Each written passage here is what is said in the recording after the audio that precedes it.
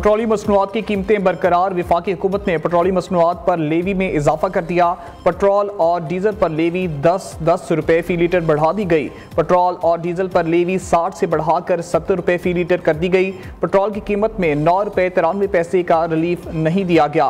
Petroleum मसनूआत की कीमतें आइंदा 15 रोज़ के लिए बरकरार रहेंगी। बिजली की कीमतों में रिलीफ के लिए बड़ा पैकेज तैयार। वज़ीर आज़म शहबाज शरीफ कहते हैं बिजली के निर्खों में कमी के हवाले से पैकेज का ऐलान आइंदा चंद हफ्तों में किया जाएगा।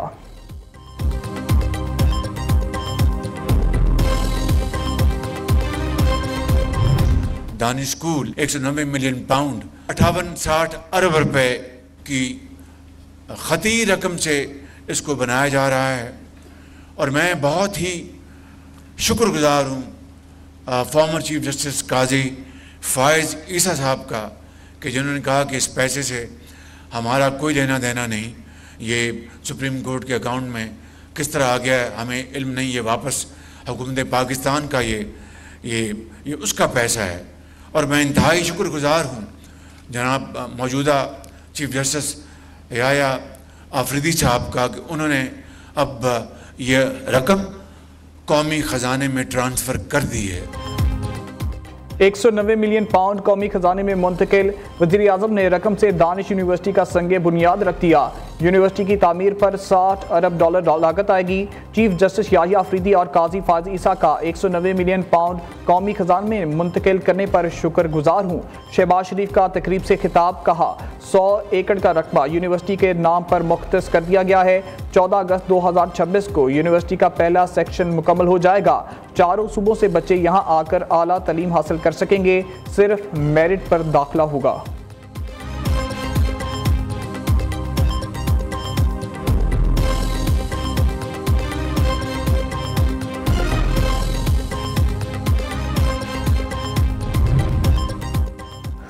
हुकूमत और पार्लिमान कठपुतली हैं। वज़ीर आज़म, सदर और वज़ीर दाखिला अहल नहीं, ईद के बाद तहरीक चलाने का फैसला करेंगे।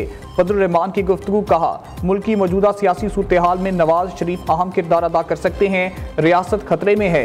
हैरत है कि हम अपोजिशन में होकर मुल्क का सोच रहे हैं, हुकूमत मुल्क का क्यों नहीं सोच रही है। PTI से मामलात में तलखी कम हुई है। हुकूमत के खिलाफ तहरीक में PTI से इत्तेहाद पर पॉलिसी साज इजलास में फैसला होगा। सरबराह JUI ने चीफ इलेक्शन कमिश्नर और 2 मेंबरान के इस्तीफे का मुतालबा कर दिया।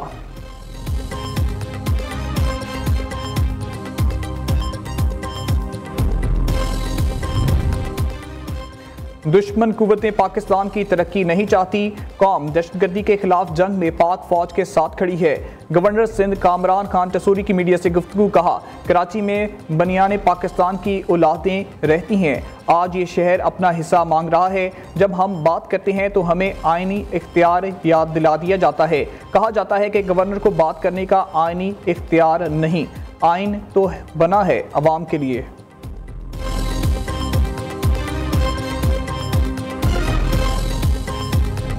फोर्सेस की खैबर पख्तूनख्वा में 2 मुख्तलिफ कार्रवाइयाँ, 9 खवारिज हलाक। जिला महमद में इंटेलिजेंस बेस्ड ऑपरेशन में 7 खवारिज जहन्नम वासिल हुए। ISPR के मुताबिक शहीद फायरिंग के तबादले में 2 बहादुर जवान वतन पर कुर्बान हो गए। जामे शहादत नोश करने वाले हवलदार मोहम्मद जाहिद और सिपाही आफ्ताब अली शाह को खिराज अकीदत पेश किया। सदर, वज़ीर आज़म और वज़ीर दाखिला का कामयाब ऑपरेशन पर सिक्योरिटी फोर्सेस को खिराज तहसीन। शहबाज शरीफ ने कहा कौम दहशतगर्दी के खिलाफ जंग में फौज के शाना बशाना है। मोहसिन नकवी के मुताबिक खवाजी दहशतगर्द पाक धरती का बोझ हैं, कौम की हिमायत से इस नासूर का खात्मा करेंगे।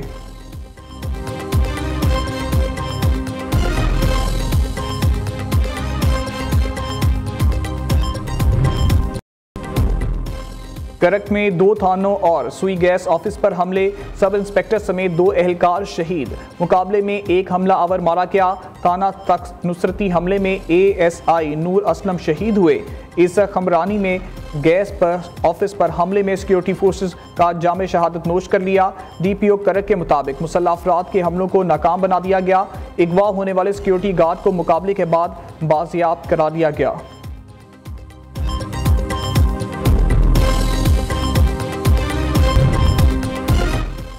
पेशावर के इलाके उड़मड़ में मस्जिद के करीब धमाका, मारूफ आलमदीन मुफ्ती मुनीर शाकिर जाँ बहक, 3 अफराद जख्मी। मौलाना फजल रहमान वज़ीर आला अली मीन गंडापुर का मुफ्ती मुनीर की शहादत पर अफसोस का इजहार। पुलिस चौकी पर शदीद पसंदों का हमला, 1 कांस्टेबल शहीद। पुलिस की जवाबी कार्रवाई में हमला आवर फरार। थाना बाड़ा पुलिस चौकी कंबर खेल दहशतगर्दों का हमला पिसपा कर दिया गया। क्वेटा करानी रोड पर पुलिस मोबाइल के करीब धमाके से एहलकार शहीद, 6 अफराद जख्मी। कमरानी रोड पर नामालूम अफराद दस्ती बम मोबाइल की दुकान पर फेंक कर फरार। हमले में कोई जानी नुकसान नहीं हुआ। जिला किला अब्दुल्ला में नामालूम मुसल्लह अफराद की फायरिंग से कबाली शख्सियत मोहम्मद हनीफ जाँ बहक। जवाबी कार्रवाई में अफगान फोर्सेस का साबिक एहलकार भी हलाक।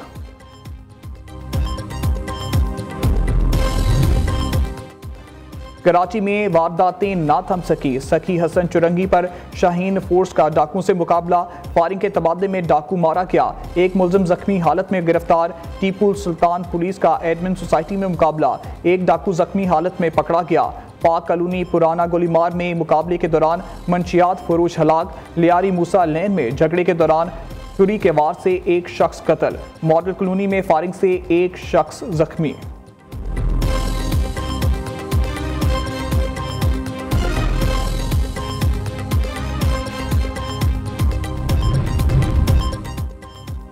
अमेरिका का पाकिस्तान समेत 41 ममालिक के शहरियों पर सफरी पाबंदियां लगाने पर गौर। अफगानिस्तान, ईरान, शाम, क्यूबा समेत मुतअद्दिद ममालिक पर मुकम्मल सफरी पाबंदियां आयद होंगी। अमेरिका से आइंदा महीनों में गैर मुल्की तारकीन वतन की बेदखली मुतवक्के।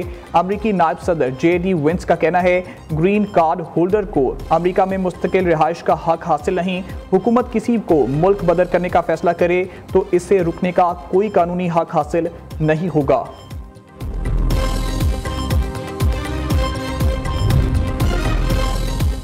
चेयरमैन पीपल्स पार्टी बिलावल भुट्टो जरदारी की सरबराही में PP सिंध काउंसिल का इजलास। शुरा का पार्टी की आदत पर एतमाद का इजहार। अरकान ने दरियाए सिंध पर किनालों के मंसूबों के खिलाफ करारदाद को मुकम्मल इत्तफाक राय से मंजूर कर लिया। जाफर एक्सप्रेस सानी की मजम्मत की, करारदाद भी मंजूर। इजलास में सूबे की सियासी सूरत हाल पर भी तबादला ख्याल किया गया।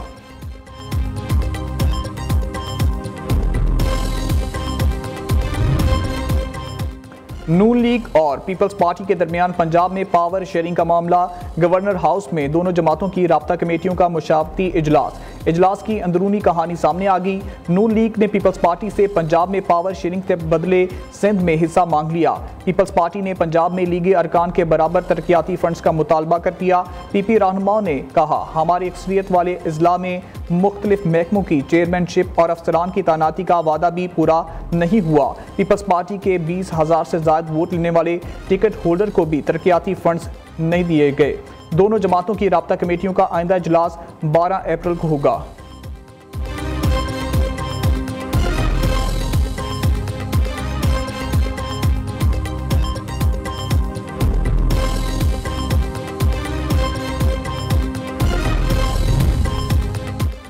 पीपल्स पार्टी ने विफाक की नई मुतबादल एनर्जी पॉलिसी मुस्तरद कर दी।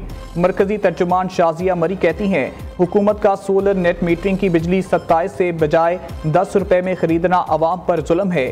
सार्फिन को कौमी ग्रिड से 65 रुपए फी यूनिट बिजली खरीदने पर पाबंद किया जाता है। कीमतों में 550% का फ़र्क जालिमाना और आम आवाम का मौशी इस्तेसाल है।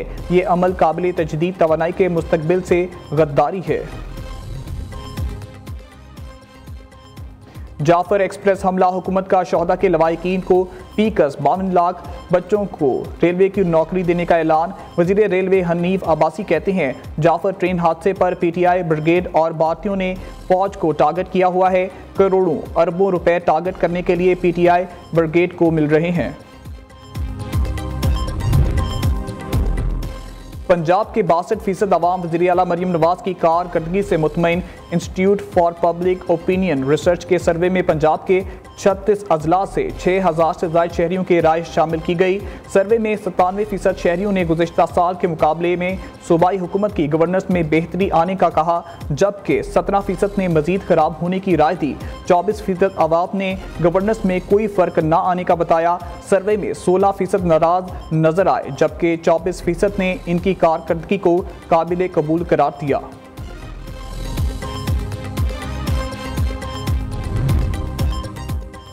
तालिबान में इख्तलाफात, अफगानिस्तान के वज़ीर दाखिला सिराज हक्कानी ओहदे से मुस्ताफ़ी हो गए। मीडिया रिपोर्ट के मुताबिक सज्जादुद्दीन हक्कानी की वजारत के जिम्मेदारियों से तवील गैर हाजिरी इस्तीफे की वजह है। हक्कानी नेटवर्क और तालिबान की मरकजी क़यादत के दरमियान ख़वातीन के हकूक़ के मामले पर भी इख्तलाफात हैं।